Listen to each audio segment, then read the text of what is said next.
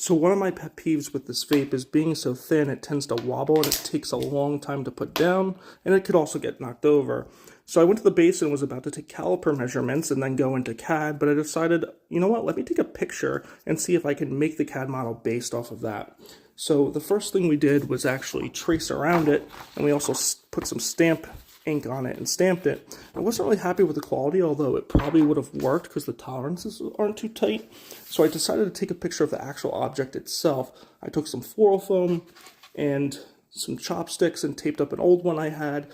That way it would stand up straight. This has a nib on it, so it won't actually stand up straight on its top.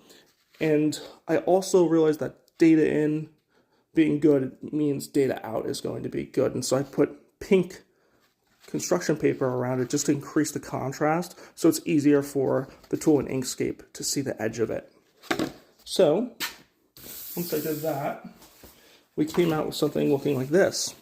So on the left side you see the original, and you can see there's all these different white spots just from chunks of the metal being taken out just by wear and tear and stuff like that. I took Sharpies and ink and I brought that down to this, so this actually came out of the camera after that, zoomed in, just by using a Sharpie, so there's a lot more contrast here.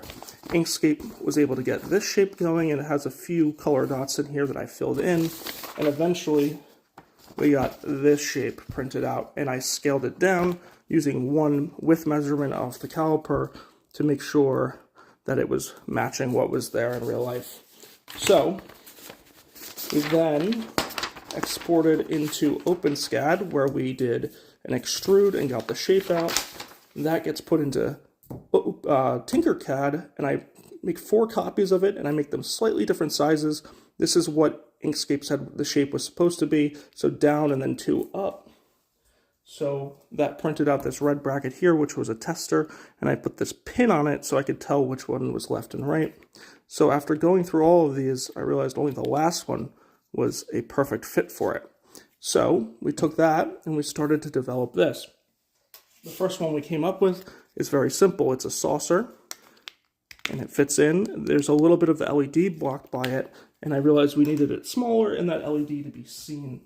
We also put a bezel in the bottom so it stops itself, and a hole, of course, so you can charge it. So we came up with these, and I just tried 2 sizes just to see what I would like.